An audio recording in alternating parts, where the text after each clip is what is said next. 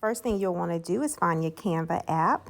And in the search bar, I am typing happy birthday, but you can choose whatever greeting you would like. It's going to be my husband's birthday, so I'm looking for a template for him. Oops, here we go, I found it.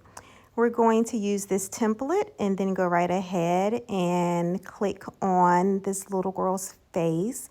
And we're going to replace her with the image of my husband. I'm searching my camera roll for my husband picture. Then it will automatically go into the template. The only thing you need to do now is adjust your greeting.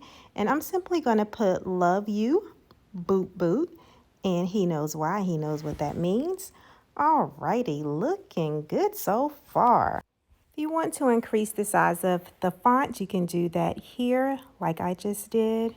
And now we just need to get ready to save it. So I'm going to go up into the download option and download this first into a JPEG image like so.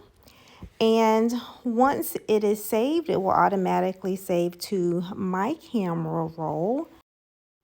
Next, you'll want to go into your Smart Things app for your refrigerator, and you're going to click on Upload Pictures and Videos, and we're going to upload a picture.